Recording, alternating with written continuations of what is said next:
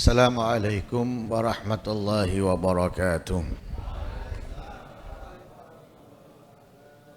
Bismillah walhamdulillah. Wassalatu wassalamu ala sayyidina Rasulillah Muhammad ibn Abdullah wa ala alihi wa sahbihi wa man walah. Subhanallah, alhamdulillah, wa la ilaha illallah, Allahu akbar, wa la hawla wa la quwata illa billahil aliyil azim. Adada kulli harfin kutiba yuktabu abadal abidin wa daharad dahilin. Subhanaka la ilma lana illa ma'allamtana innaka antal alimul hakim. Allahumma ij'al anfusana mutmainnah tu'minu bidiqaik wa taqna'u bi'ataik wa tarda biqadaik. Allahumma ya man biyadihi magadidul umur kulliha wa ilaihi yarjul umur kulliha fatah ya alim iftah alaina fatahan qariba. In tastaftihu faqad ja'akumul fatah. Inna fatahna laka fathan mubina. Nasru minallahi wa fathun qarib. Allahumma aghnina bil ilmi wa zayyina bil hilmi wa akrimna bit taqwa wa jamilna bil afiyah bi rahmatika ya arhamar rahimin. Qala al Imam Syafi'i min nawadiri hikamihi radhiyallahu anhu ila an qala at-tawadhu'u min akhlaqil kiram wa takabburu min syiyamil li'am. At-tawadhu'u, rendah hati, min akhlaqil kiram, di antara akhlak perangainya orang-orang yang mulia.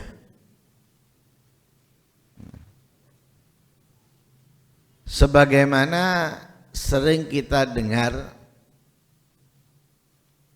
orang-orang yang mulia itu tidak menjadi mulia kecuali menghiasi dirinya dengan sifat-sifat yang dicintai oleh Allah Subhanahu wa taala.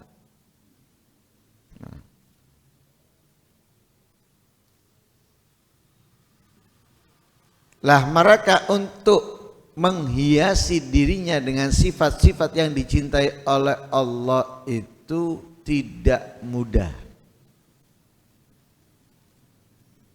tidak gampang. Perjuangan melawan hawa nafsu.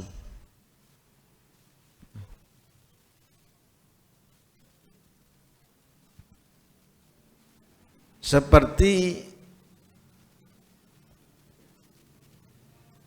memaafkan orang yang berbuat salah kepadanya, bahkan tidak menganggapnya kesalahan. Ya, jadi memaafkan ini sampai tingkatan pada mereka itu kesalahan orang itu tidak dianggapnya kesalahan, padahal salah. Ya, tapi mereka menganggapnya bukan kesalahan. Nah, kalau sudah mereka menganggapnya bukan kesalahan, mereka tidak akan marah, ngomongi di belakang, apalagi dendam. Loh, itu nggak mudah loh, itu nggak gampang.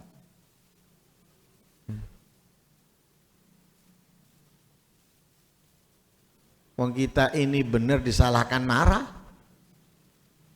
apalagi salah disalahkan tambah marah. Kecuali orang yang sadar diri. Ya. Makanya orang yang benar disalahkan tapi dia membiarkan, ini dapat surga. Ya. Dapat surga. Orang yang salah dibenarkan nggak mau, ya nggak dapat apa-apa. Yang bisa justru dia dapat neraka atau murkanya Allah Subhanahu wa taala. Walhasil, untuk menjadikan diri mereka mulia itu tidak seperti membolak-balikkan tangan, mudah, ringan, gampang. Sulit, butuh perjuangan.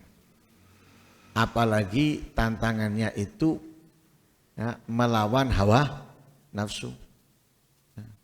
Sebagaimana Nabi SAW menyatakan melawan hawa nafsu itu adalah jihad yang besar, ya, dan musuh yang paling sulit untuk ditaklukkan. Raja'na min jihadil asghar ila jihadil akbar. Kita sekarang ini baru pulang dari peperangan kecil, dari peperangan biasa. Sekarang kita menuju peperangan yang lebih besar.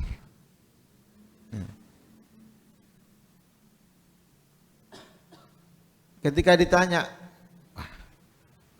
karena anggapan para sahabat peperangan yang lebih besar, pasukan mereka lebih banyak, pasukan musuh lebih banyak, senjata mereka lebih komplit. Sedangkan kita pasukannya tetap, jumlah senjata nggak lengkap, nggak komplit, sehingga yang kita hadapi lebih besar, lebih berat. Anggapan para sahabat, perang apa itu ya Rasulullah? Jihad, apalagi nih ya Rasulullah? Akhirnya dijawab oleh Rasulullah, jihadun nafsi, jihad melawan hawa nafsu. Pemenang, ya, pemenang itu kalau dia bisa tetap merendah hati, kemudian ibah dengan kekalahan musuh yang mereka bersedih, ini hebat. Oh, kalau mereka berfoya-foya, senang, gembira, apalagi di depan yang dikalahkan, itu berarti nggak punya empati kepada musuh. Karena orang kalah apalagi ditonton itu kan malu. Mereka malu, ya, walaupun mereka sudah berjuang. Minimal yang menang itu punya empati kepada yang kalah. Ya. Karena itu lihat pertandingan-pertandingan itu, mau tinju, mau bola dan semisalnya, walaupun sudah menang, gimana mereka? Apalagi di final, musuhnya yang lesu duduk didatangi sama yang mengalahkan, ya. Dikasih support, dikasih semangat, nggak kemudian ditinggal seneng-seneng sendiri, ya. Ada. Tinju dirangkul, sudah dipukuli beberapa ronde, bonyok semua mukanya, kalah, selesainya apakah kemudian dia senang sendiri? Enggak, dia tidak melupakan musuhnya tadi, dihampiri, dipeluk, dikasih semangat, dikasih support. Yang lebih hebat, tidak hanya di lapangan, datang ke ruang gantinya, mensupportnya, ya, menenangkannya, dan lain-lain sebagainya. Ini lebih hebat. Ya. Ini kenapa? Punya empati. Ya. Itu akhlaknya orang yang mulia. Ya. Nah, makanya katanya Nabi, peperangan yang kita hadapi dengan senjata itu peperangan kecil. Sekarang kita menuju peperangan yang besar, apa? Jihadun nafas. Bagaimana kita tetap rendah hati walaupun sudah menang. Bagaimana kita tetap bisa menjaga akhlak dengan apa? Bersabar, ya, tetap bermuamalah dengan mereka, menunjukkan senyuman kepada mereka walaupun mereka memerangi kita, walaupun mereka mencelakai kita atau anggota keluarga kita, tetap itu berat. Makanya jihadun nafas berat. Dan itu sudah dinyatakan oleh Rasulullah, musuh yang paling susah untuk ditaklukkan itu. A'da aduika nafsuka allati baina janbaik. Nah, lah untuk menjadi orang yang mulia enggak mudah. Nah, Lah di antaranya yang mereka berhasil menghiasi diri mereka itu dengan apa? At-tawadhu. Ya. Menghiasi diri mereka dengan ketawaduan, rendah hati. Ya. Makanya disebut oleh Imam Syafi'i di sini at-tawadhu min akhlaqil kiram. Rendah hati itu termasuk atau diantara akhlaknya, perangainya, sifatnya orang-orang yang mulia. Lihat siapa aja yang tawadhu. Siapa aja yang tawadhu. Pemimpinnya orang-orang yang tawadhu Nabi kita Muhammad. Pemimpinnya aja sudah kita bisa lihat. Paling utamanya makhluk Allah. Pemimpinnya orang-orang tawadhu. Nah, sudah nggak usah kita lihat yang di bawah-bawahnya sudah. Kita lihat pemimpinnya aja. Pemimpinnya aja orang yang paling dicintai oleh Allah. Pemimpinnya yang surga diharamkan dimasuki oleh siapapun sebelumnya. Itu pemimpinnya orang tawadhu. Itu orang-orang tawadhu adalah orang-orang yang istimewa di sisi Allah. Ya, contohnya adalah Nabi Muhammad SAW. Tapi sebaliknya, wattakabburu min syamil li'am. Sombong, ya, lawannya tawadhu ini. Sombong, merasa lebih hebat, merasa lebih istimewa dari siapapun, merasa lebih hebat, lebih istimewa dari siapapun. Itu miliam dari cirinya orang yang bejat. Cirinya orang bejat adalah sombong.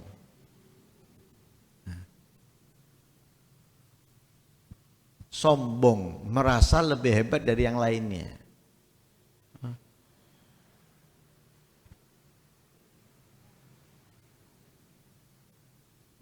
Kita ini buta, ya, kita buta dari orang lain. Kita bisa melihat dari diri kita sendiri. Orang lain itu, walaupun terkadang kita lihat gini gitu, kita nggak tahu sebenarnya dia. Yang ada dalam pikirannya, yang ada dalam hatinya, kita nggak tahu. Nah. Walaupun zahirnya orang itu melakukan kemaksiatan, zahirnya melakukan kemungkaran, tapi kita nggak tahu isi hatinya. Karena ada orang yang melakukan kemaksiatan, hatinya hancur dengan kemaksiatan itu. Hatinya menangis, bukan seneng. Dia melakukan bukan seneng, bukan bahagia, tapi hancur hatinya. Hancur hatinya. Lah orang itu baik. Daripada apa? Daripada yang ke masjid, daripada yang ke musola, ya, tapi kemudian merasa punya keunggulan, ya, punya kelebihan dari orang lain.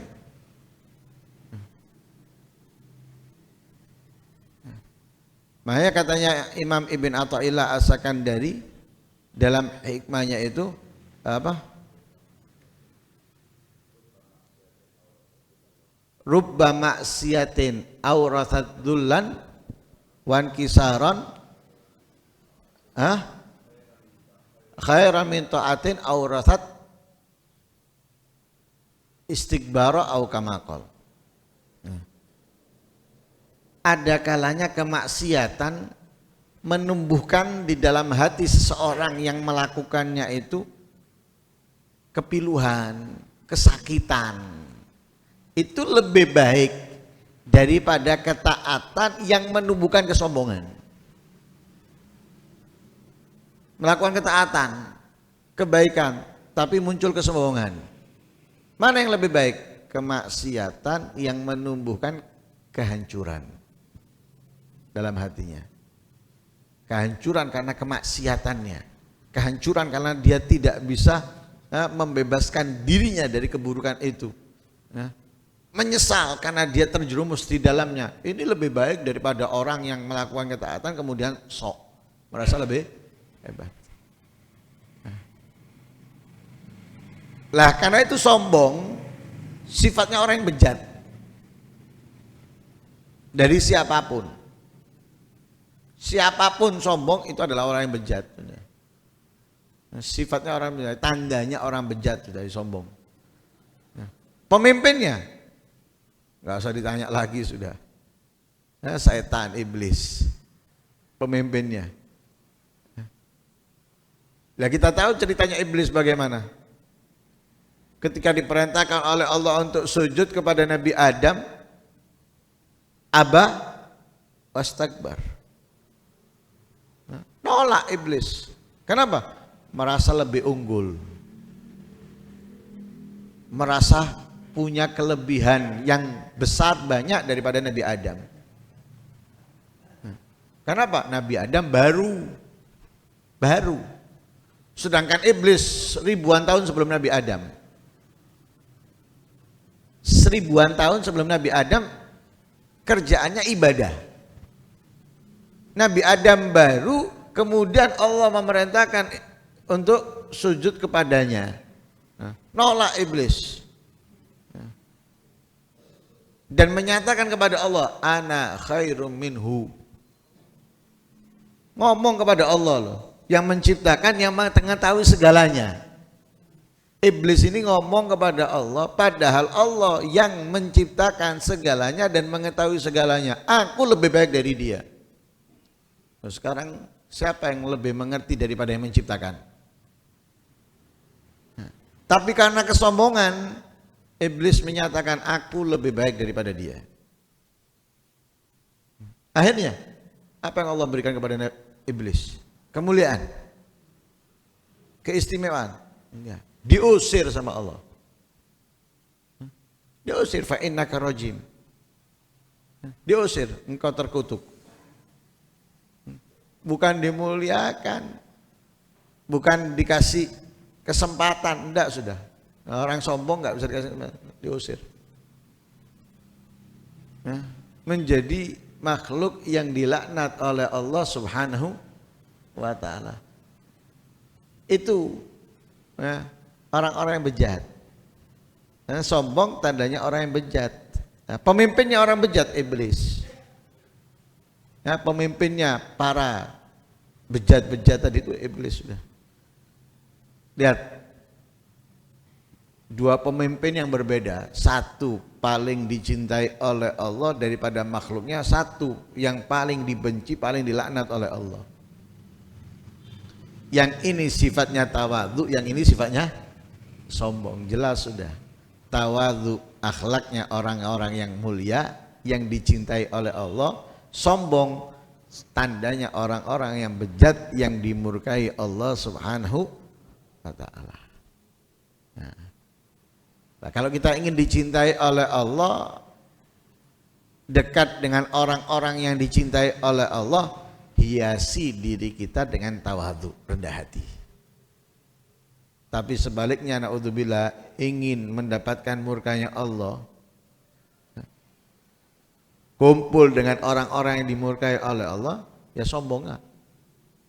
Sombongo, insya Allah murkanya Allah kamu dapatkan, dikumpulkan bersama orang-orang yang dimurkai oleh Allah Subhanahu wa ta'ala. Naudzubillah min dzalik. Karena itu semoga kita bisa menghiasi diri kita dengan perangai-perangai yang mulia, ya, perangai-perangai yang terpuji, yang dicintai oleh Allah Subhanahu wa ta'ala, dan kita bisa menghapus dari diri kita, menghilangkan dari diri kita segala perangai yang buruk, tercela, yang dibenci, yang dimurkai Allah Subhanahu wa ta'ala. Amin Allahumma amin. Wa sallallahu alaihi wasallam Muhammadin wa ala alihi wasallam. Alhamdulillahi rabbil alamin.